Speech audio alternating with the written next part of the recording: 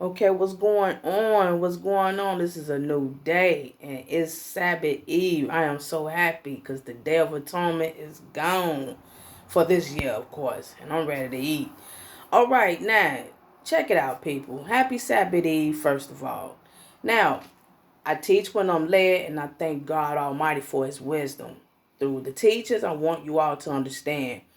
Okay, those who are set apart, you have gained discernment, wisdom, knowledge, and understanding. Now, we're talking about godly wisdom. We're not talking about your own self righteousness and worldly wisdom, which is foolishness. Okay, now I'm saying this because when you cut people off, you have to understand this, and this is to sharpen your wisdom. This is to sharpen your discernment. People of the world need to listen to this too because this is mainly happening to those who are of the world because they don't have godly wisdom. So listen as well. When we cut people off, listen, when we cut people off, the side effects of these people, if you are still around them or if you're still getting emails even through the spam. I'm just saying, I'm giving you an example. When you cut people off, they're going to be mad. They're going to be mad. I keep trying to tell y'all, these are the before and these are the picturing signs of what's going to happen with Satan and the demons. So people are very upset when you have no dealings with them, when you cut them loose. They don't like that. People of the world don't like rejection. It brings them to their own misery. And so what happens is these people start pointing fingers at other people for you to also cut off. They blame shift. So I want you all to be careful when you cut people off. There's no bad repercussion coming towards you. You did what you had to do. It's their problem now.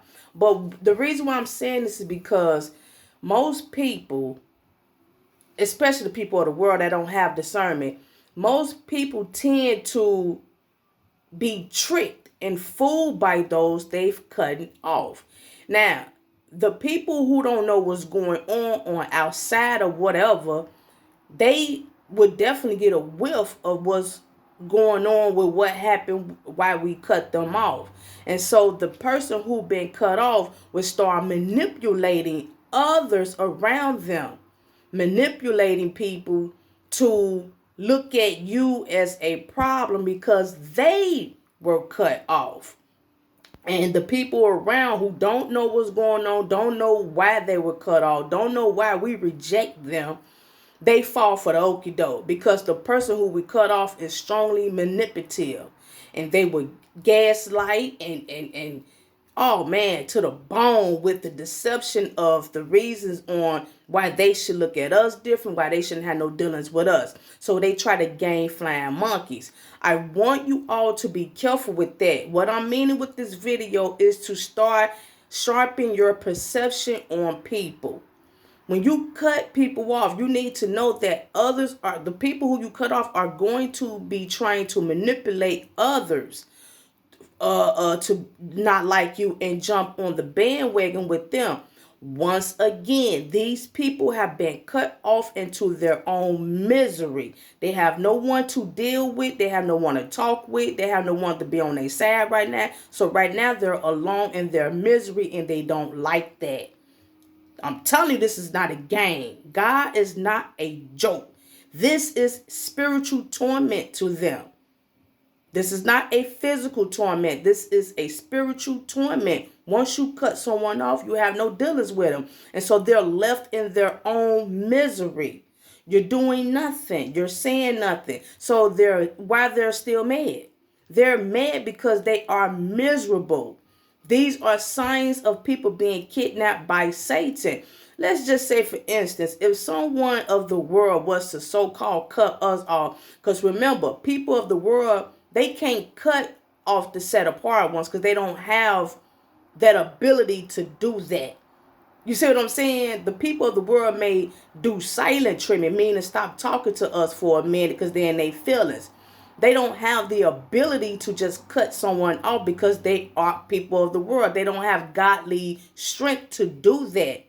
You understand what I'm saying, people? When you cut someone off, that means that you have no more dealings with them because of their negative behavior. People of the world may do silent treatment because they just mad and they want you to pamper them. But they don't have the ability to cut off because they don't want to go without dealing with people.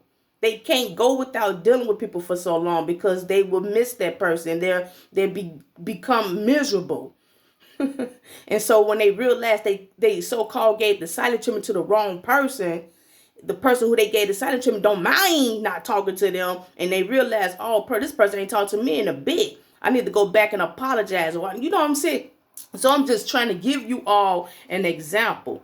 Now, a person they don't have contact with people who you have contact with. So since they able to still throw messages or whatnot, they'll try to manipulate you to look at other people as a problem, meaning blame shifting. They will blame shift. Now, everything is still not their fault. It's still not their fault, and it's still not about them. It's about other people. See, you have to be careful. This is real. Satan is not a game neither. He works through people. You have to sharpen your discernment, people, so you won't fall for the okie doke. Yes, I have someone who is stalking me. I have someone who's harassing. I have someone who just won't let go. And look, you have people who would say, I'm done. This is my last try. I'm done. You won't hear from me no more. But yet they still, at it. You see what I'm saying? So even they can't let go. I'm trying to tell you, this is real. They don't even trust themselves. They can't trust themselves, bro. So they're going to keep at it, keep at it, keep at it. Those are signs of these people being miserable. So they try to get you to be against other people. And it's not just me. It ain't me. It's that person. It's that person. You're like, what? This person is gone. So just be careful. Just like when mommy finna get ready and whoop my little brother. My brother know he did something wrong, so he finna get a whooping. And I will hear him say, it was such and such too. It wasn't just me. It was such and such too. No, such and such last week did this and that, So he could blame and turn mommy against that person and that person, the kids and whatever, so they can get a whooping too. Don't just be mad at me, mama. Be mad at such and such and be such and such said that. See what I'm saying? And see, we got grown people that does this. Yeah, when you cut people off, they want you to be mad at everybody else. Blame shifting. They the problem too. It ain't me. You see what I'm saying? But if you have discernment, you will look at this person even more of a dodo. Because they don't want to correct themselves. All the time that someone who claim that they won't bother you no more, they keep bothering you all the time with the messages and with the harassments, the phone calls, the stalking. With all of that dumb energy that they're doing, they can be at the same time repenting. They could be at the same time apologizing. They could be at the same time trying to change their behavior.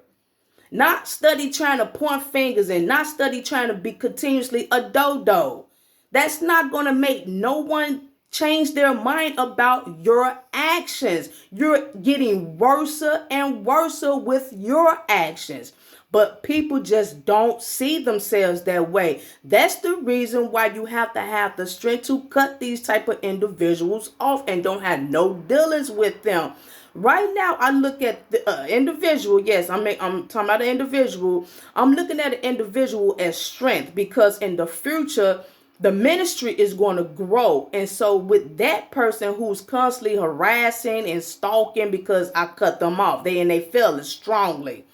This right here is picturing what may happen in the future when the ministry get bigger. It may be multiple people I'm going to have to cut off in the future. And I'm talking about when I get my physical programs and stuff like that. Yes, that's what I'm going to get. I'm going to get programs where I could be able to help people that's homeless and stuff like that. So it's going to be some things that I may have to also kick out and straighten up and stuff like that. It's called growing. So the stuff that where I'm not really dealing with it, but it's still right there for me to see as an example of what may I have to deal with bigger in the future. This is totally mild and nothing, but I'm still gonna take it as a learning and as an example on what may come in the future within this ministry. God does everything for a reason, and all he is doing is testing you and preparing you. So people, beware. To be aware is to be alive. I don't want you all to keep being at this point of where I'm gonna listen to this person what they talking about, even though I don't got no dealings with them no more.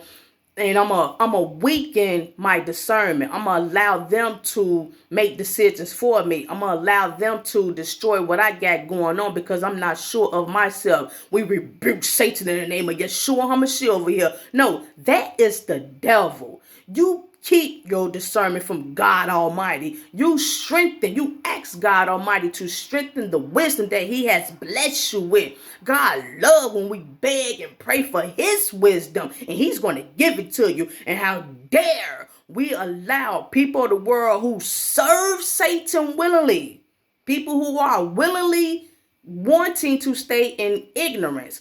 How dare we allow these people to help make decisions for us after we've been begging God for his wisdom?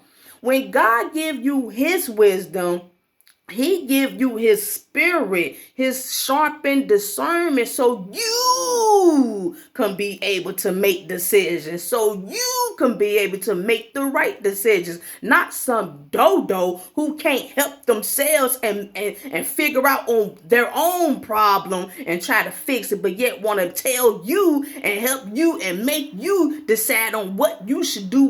You see what I'm saying? How dare they? They would try to manipulate you to make a decision about this, but they can't even help themselves. Like I said, the dodo can't even make up their mind about not wanting to still have communication. This my last one.